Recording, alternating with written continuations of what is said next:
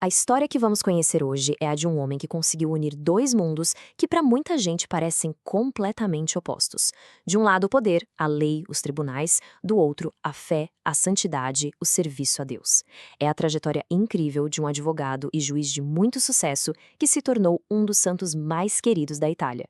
E tudo isso culmina num evento histórico que nunca mais se repetiu. Parece uma pergunta meio maluca, não é mesmo? Contratar um santo? Mas acreditem, foi exatamente o que aconteceu. E essa pergunta, por mais estranha que pareça, vai ser o nosso fio condutor para desvendar uma história impressionante sobre um verdadeiro, digamos, contrato espiritual que foi selado entre o céu e a terra. Então, vamos viajar no tempo. Pensem comigo na cena. Estamos em Lecce, uma cidade que é uma verdadeira joia barroca lá no sul da Itália, no ano de 1616. A cidade inteira está em suspense, prendendo a respiração. Por quê? Porque o homem que todo mundo já chamava de santo vivo está no seu leito de morte.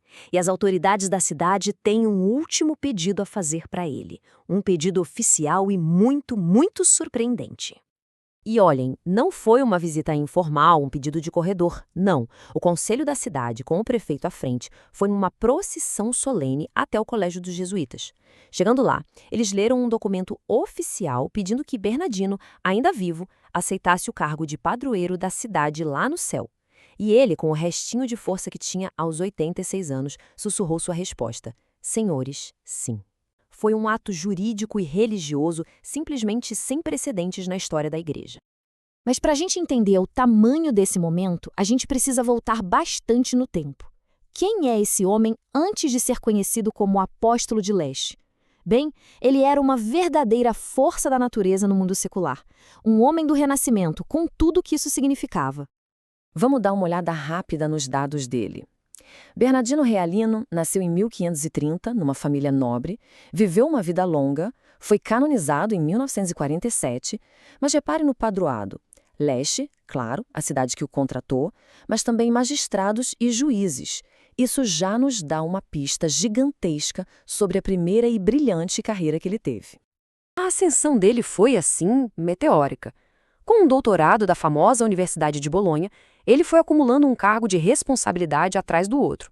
Prefeito, juiz, advogado fiscal, ele chegou ao topo da carreira, se tornando um dos funcionários mais importantes do governo em Nápoles. Era um homem competente, respeitado e com um sucesso que poucos alcançavam. E ele era profundamente humano, sabe? Não era um santo de gesso, distante. Era um homem da sua época, com um temperamento forte, um sangue quente e aquele senso de honra típico dos nobres. Tem até uma história famosa de que, para defender a honra da família, ele se meteu num duelo e feriu um cara com seu espadim, uma pequena espada. Isso mostra a paixão, o fogo que ele tinha dentro dele. Um fogo que, mais tarde, a graça de Deus ia canalizar para um zelo incrível pela justiça divina. Só que, bem no auge do sucesso, quando ele tinha tudo o que o mundo podia oferecer, poder, prestígio, dinheiro, respeito, Bernardino começou a sentir um vazio que nada conseguia preencher. Uma crise existencial começou a tomar conta do coração daquele magistrado tão bem-sucedido. Várias coisas foram se somando para levar a essa crise. A morte de uma mulher que ele amava mostrou para ele como a vida era frágil. Como administrador, ele se sentia de mãos atadas diante da fome do povo e percebeu que o poder humano tem limites.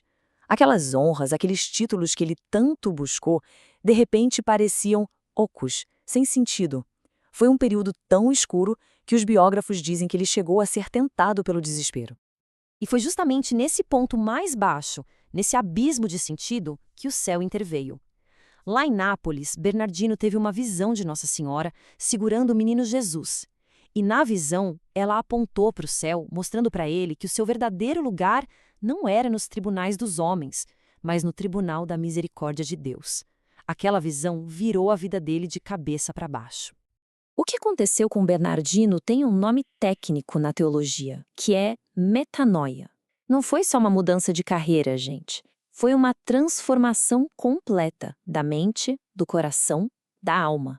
Aos 34 anos de idade, aquele homem que estava acostumado a mandar, a dar ordens, escolheu obedecer. Ele entrou para a Companhia de Jesus, os Jesuítas, que tinha sido fundada há pouco tempo. E agora a gente avança no tempo e entra na segunda e mais longa fase da vida dele. Em 1574, ele foi enviado para Lecce, uma cidade onde ele passaria os próximos 42 anos da sua vida. E lá, ele exerceu um tipo completamente novo de magistratura. Não mais com os códigos da lei dos homens, mas com a lei do amor de Deus. E é aqui que a gente vê a genialidade da ação de Deus. As habilidades que ele tinha não foram jogadas fora, elas foram transformadas. O homem que julgava criminosos agora passava horas e horas no confessionário, curando almas feridas. O administrador que gerenciava bens e impostos agora se tornava um juiz de paz espiritual, usando toda a sua sabedoria para acabar com rixas de família que envenenavam a cidade há gerações. Em pouco tempo, ele se tornou a alma de Lecce. Ele fundou o colégio que virou o centro intelectual e espiritual de toda a região. O confessionário dele era procurado por todo tipo de gente, do nobre mais rico ao mendigo mais pobre. E ele nunca se esqueceu dos mais marginalizados. Se dedicava aos doentes, aos prisioneiros e aos escravizados. O povo de Lecce não precisou esperar ele morrer para ter devoção por ele. Para eles, Bernardino já era um santo, uma proteção visível, presente no meio deles. Essa vida de entrega total, claro, deixou marcas muito profundas. Não só no coração das pessoas, mas também através de sinais extraordinários que foram confirmando a santidade dele e que levaram àquele momento único no seu leito de morte que a gente viu no começo. A vida interior dele era uma coisa riquíssima.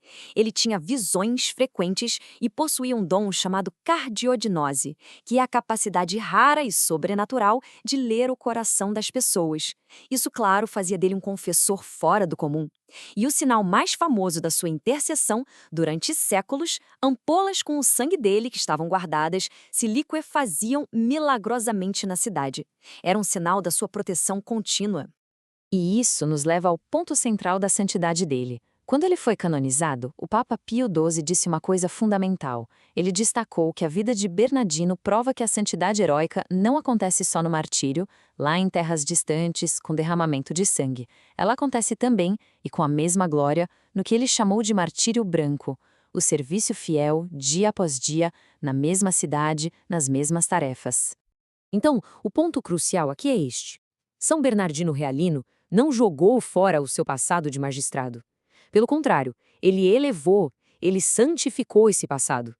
Ele mostrou que as virtudes que fazem um bom profissional, a competência, o senso de justiça, a honestidade, são o terreno perfeito onde a graça de Deus pode trabalhar para construir uma sociedade mais justa e, no fim das contas, mais santa para todo mundo. E isso tudo deixa uma reflexão final no ar para a gente. A história de São Bernardino, um homem que encontrou a santidade servindo a sua cidade, nos questiona hoje.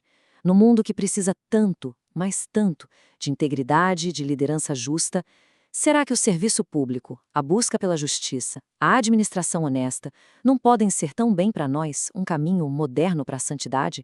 Fica aí a reflexão.